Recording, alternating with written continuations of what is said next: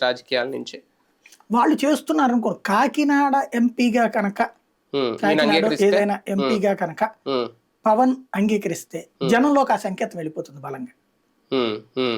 అది అంటే ఒక రకంగా అప్పుడు ఆయన అంటే ఏదంటారు కదా ఆత్మహత్య సదృశ్యం లాగా రాజకీయాల్లో హత్యలు ఉండవు, ఆత్మహత్యలే అన్నట్టు అవుతుంది.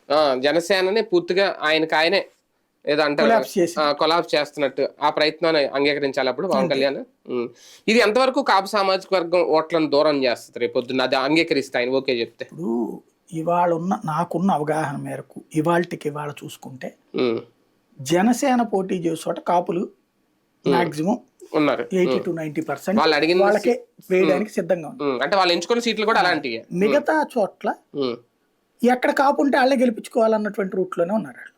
అది అవును, ఏ పార్టీ తరపున కాపున్నా వాళ్ళని గెలిపించుకోవాలన్న ఆలోచనలోనే ఉన్నారు తప్పించి మనం తెలుగుదేశాన్ని గెలిపిద్దాము బీజేపీని గెలిపిద్దాము అని అనుకుంటున్నారని నేను అనుకోను. కొంత బీజేపీ వరకు అయితే పాజిటివ్ ఉండొచ్చు, తెలుగుదేశం పార్టీ పట్ల ఇంకా పాజిటివ్ రాలేదు.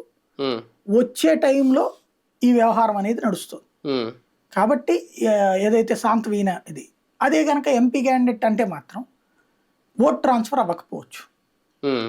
టీడీపీ బీజేపీ ఇద్దరు కలిసి కూర్చొని పవన్ అన్న ఒప్పిస్తున్నారా ఎంపీ క్యాండిడేట్ గా పోటీ చేయించడానికి? ఎందుకంటే ఇందాక మీరు అన్నట్టు భారతీయ జనతా పార్టీ